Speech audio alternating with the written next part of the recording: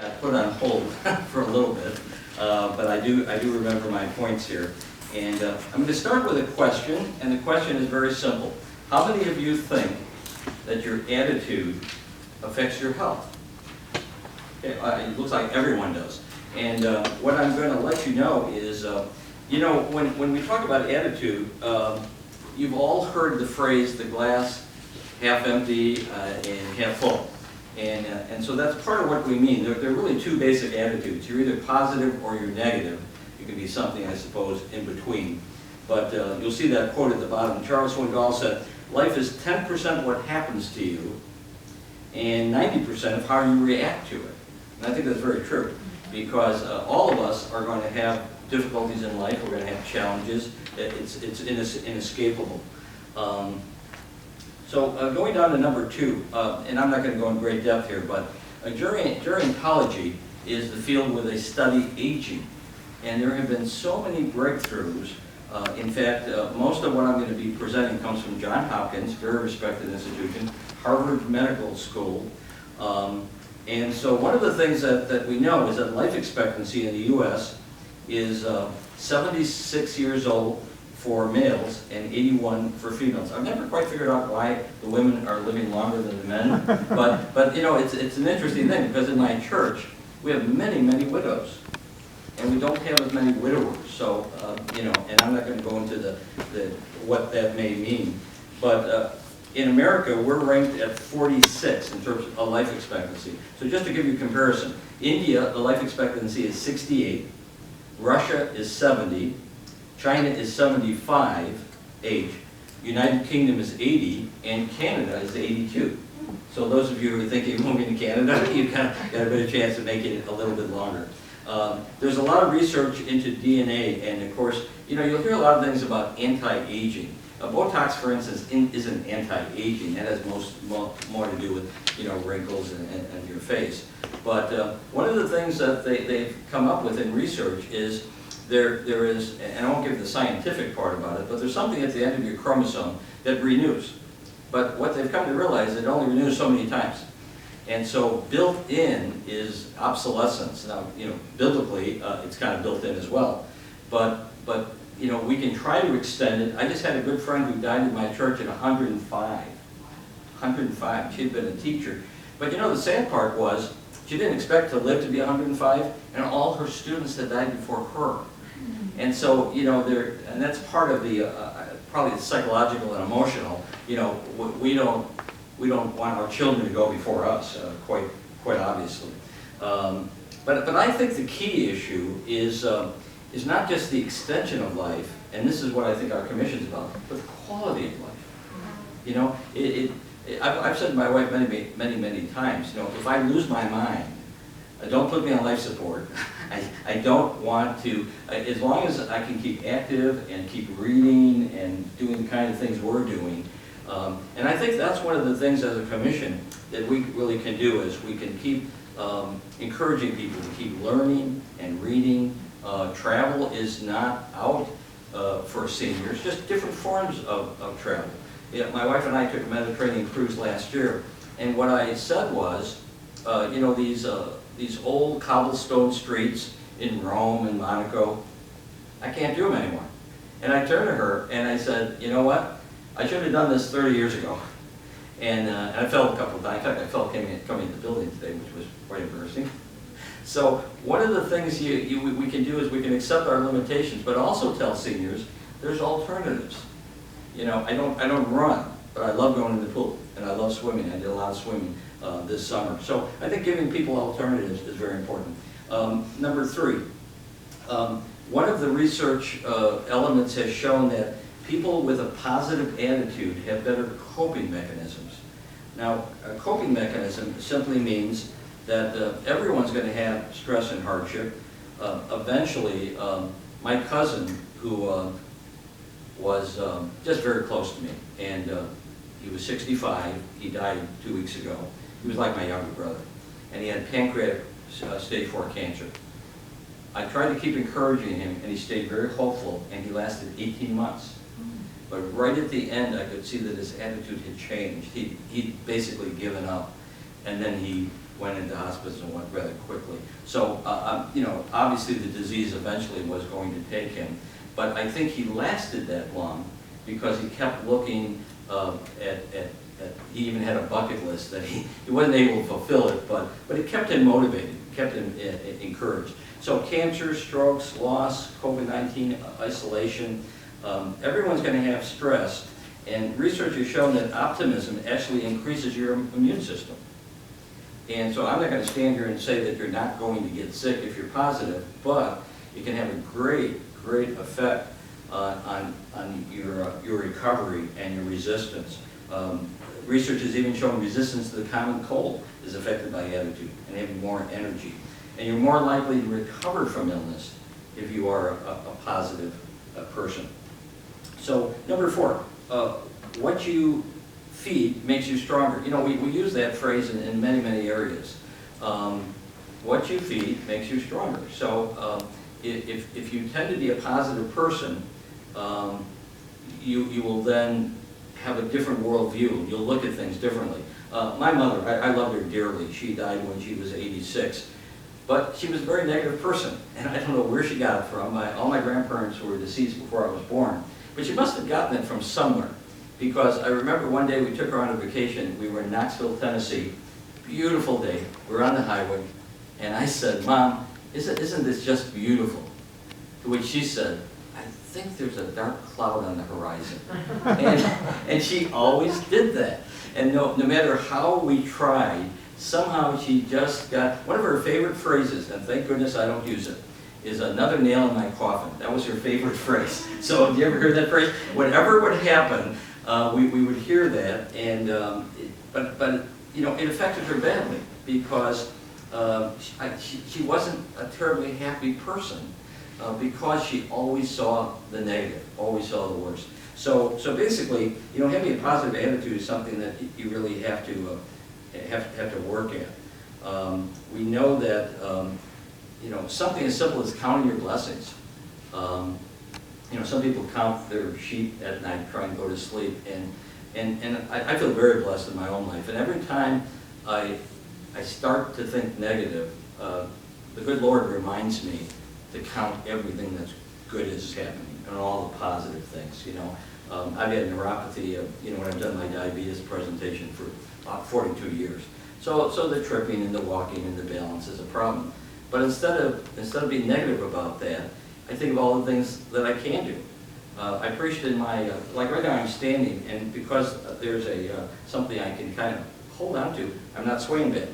So I preached in my church on Sunday, and I asked them to put a table up there. Now, most people didn't realize I was leaning against the table, and it helped me. Now, if I didn't have the table, I might have had a little bit of problems, but that's part of looking at the good part, rather than saying, well, I can't do this, or getting angry that you can't do the things that you used to do. Number 5, this is come from research. The value of volunteerism. It's what you are all doing.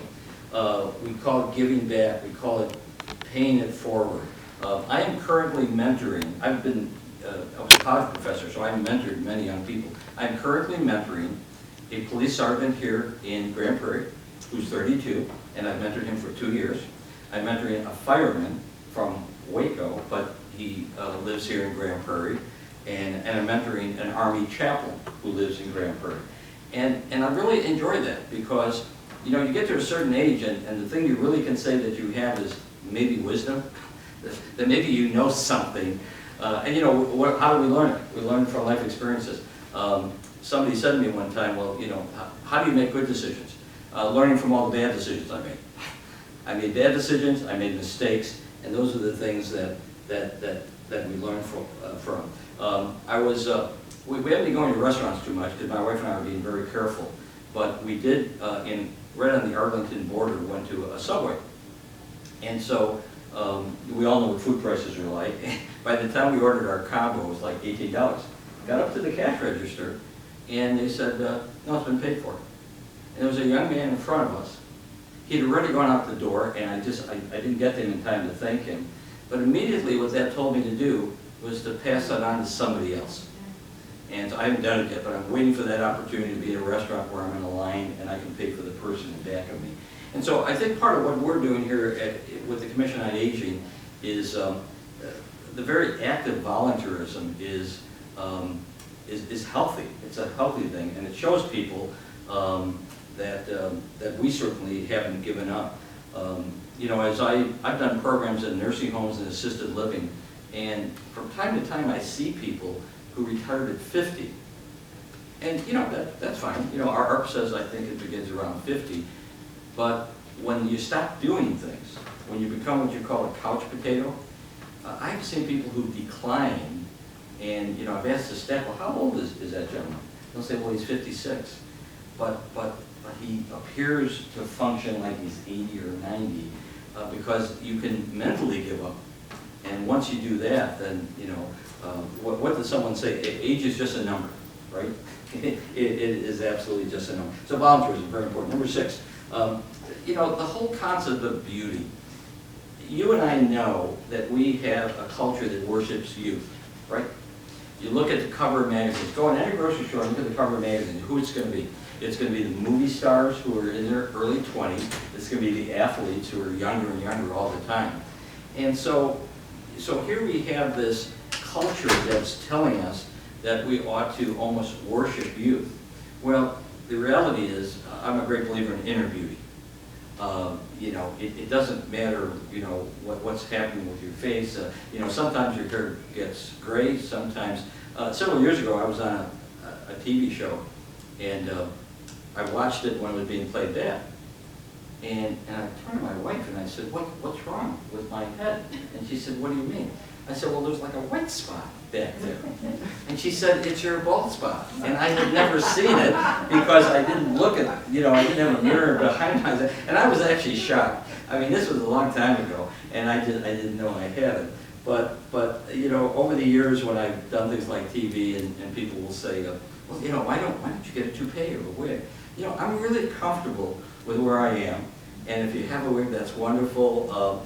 But the reality is, you know, also accepting where we are is a very healthy thing. So I'm a great believer that while we should keep physical and we should keep active, as long as your mind is active, you will be able to contribute. The baby boomers right now, 35% of all Americans right now are over 65. 35%. So we know the baby boomers, you know, it has implications on Social Security and all, we won't talk about that. But now, because people are living longer, you've got more people than ever in their 60s, 70s, and 80s. So for the summit in particular, your numbers are only going to keep going up. They're really not going to go down, and the need for programs, the need for a commission like ours. Number 8, the advantages of aging over youth. Well, there are advantages.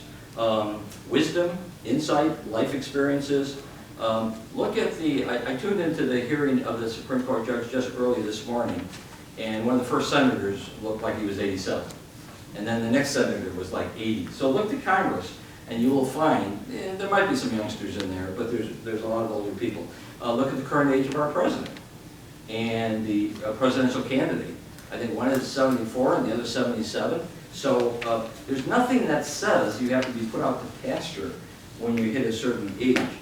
Very quickly, we know writers and artists continue. Dan Rather, he's from Dallas originally, and Dan Rather's a journalist. From time to time he's on television. He's 88, and he's still, at 88, still writing, and I think he has a podcast. We've all heard the name Anthony Fauci, the doctor, right? You know how old he is? 79. He's almost 80 years old, and he has served now under like 5 presidents, and still well respected. Bob Woodward, the journalist, 77. Nancy Pelosi, 80. Warren Buffett, 90. Clint Eastwood, who has another film coming out, is 90. Tony Bennett, who is still singing, is 94. Dick Van Dyke, who danced in his last film on a desk, is 94. Bob Dole, 97. Henry Kissinger, 97. Former President Jimmy Carter, 96. We all know the actress Betty White. She's 98. And another fact, Nobel Prize winners last year in chemistry, physics, and medicine were all over 74. So it just goes to show that age is not a determination with contribution. Number 9, one of the things we know is that when you have a positive attitude, you have more healthy relationships. And I think the reason is really very simple. People don't like to be around negative people. Would you agree with me?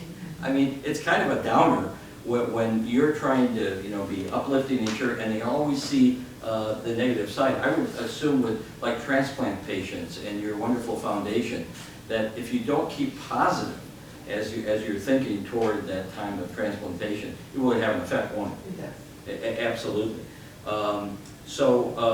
Well, positive people, what are they? They're encouragers. Many of them, you've had them, teachers, mentors. Who are the people we tend to avoid? The blamers, the fault finders, those who gossip. Number 10, we know that attitude affects blood pressure. For instance, like all of you, I was sequestered for all of March, all of April, and part of May. And so I was seeing my doctors on video, and now I'm seeing them in person again. And all of my health got better. I couldn't understand why. And she said, oh, your blood results are good, this is good, your kidney function, everything is better. Well, we were trying to figure out why. Well, I was exercising, but I wasn't eating out.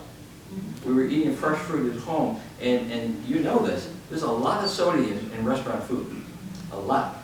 And the fact that we were maybe just all day just eating a salad with oil and vinegar, I actually got healthier. So I think I learned a lesson, and I think we all do, that a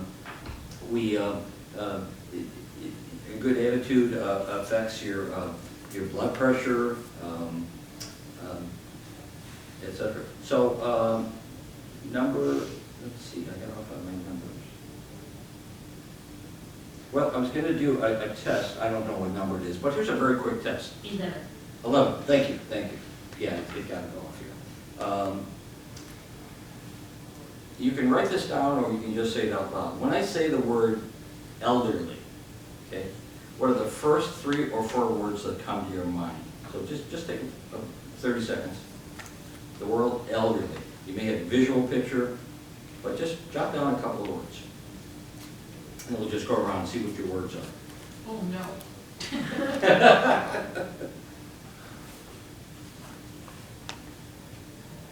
And Chris and Jeff and everyone in the room can play. So I'll just take volunteers. So when I say the word elderly, give me some of the words that came to your mind. Anyone who wants to go first. Patience. What's that? Patient. Pension. Okay. Knowledge. Knowledge. Less active. What's that? Less active. Less active. Okay. Season. Season. Season. Okay. Old. Old. Old. Yeah. There's one in the bag. Well, Wisdom. you're done. Yes. The young lady, let's see what she says. Yeah, let's do. I thought walking cane. Oh, she Okay. said walking Just cane. moving on. Sure. Well, the interesting thing is when you ask the average person, what do you think of when you think of elderly? Here are some of the things you get. Walkers, hearing aids, right? Falls, lack of strength, poor eyesight, diminished hearing. So let me kind of give you the flip side of that. How about when you think of elderly or aging, how about insight? How about wisdom? How about respect? Enjoying your grandchildren? Time for hobbies like crafts and gardening. Once again, that goes back to the glass half empty and half full. That we don't, when we think of elderly, we go to the stereotype, not all of us, but as a culture, we go to the stereotype. Well, in reality, we who know people who are aging with dignity and aging, and like at the Sun, who are active, we have a totally different conception of who they are. Number 11, counting your blessings. Appreciating the beauty of the flower. My wife and I have been walking around the outside track behind the Sun, and we just enjoy it so much. I love that sculpture of the willow, and one of the things we've done is just stop along the way, and you have that bird sanctuary over there, and look at some of those birds. And when I was busy in my career, I think I didn't take time to look, because you're always running on your schedule. And now that I have time to just stare at a flower for 5 minutes. It's such a beautiful thing. And so, that extra time that people have when they're older, and we can encourage them to use that, to appreciate their friends more, their grandchildren. So attitudes, we mentioned that, they do affect the immune system biochemically. They have proved that you recover from surgery quicker when you are a positive person. Faith attitudes, the power of prayer, acceptance of age, inner peace, those are all really very, very important to us. My last page, here we go. And don't forget number 17. No, I will not. 15. 17. Yes. Attitudes and self-image. Well, you know, this is the one that where our culture really is not terribly respectful for seniors, because if you go to a social occasion like a party, what's the question that people ask you if they don't know you? What do you do? What do you do? What do you do for a living? And see, for a lot of seniors, it's, I was a teacher. I was something. And you see, already it's kind of said in kind of a negative tone that you're talking about your past. And of course, people usually, the question is, what are you doing for a living, meaning what's your job? Well, you know, as commissioners, it's kind of our job, what we're going to be doing. I think the important thing is, if you have a work ethic and you're volunteering, be proud of everything you do. And you know, don't say, I'm just a retired nurse, or I'm just a retired teacher. But self-image does affect us. Some things get better with age. Cheese, wine, and steaks. And us, and all of us as well. So you see, in conclusion, attitude is really a choice. So if you know someone in your family who tends to be more negative than positive, it's like anything, it's practice. And you gently correct them, and you say, like I would say to my mother, but Mom, I don't see that dark cloud you do, but just look how beautiful it is today, and look at those mountains. And so I think if we're positive, it's contagious, and we can be contagious to other people. The 3 quotes that I have here are like, Scott Hamilton said, "The only disability in life is a bad attitude." And I already quoted Charles Swindoll, that life is 10% what happens to you and 90% of how you react to it. William James said, "The greatest discovery of any generation is that a human being can alter his life by altering his attitude." And Betty Friedan said, "Aging is not lost youth, but a new stage of opportunity and strength." Well, thank you for letting me give that presentation, and we'll continue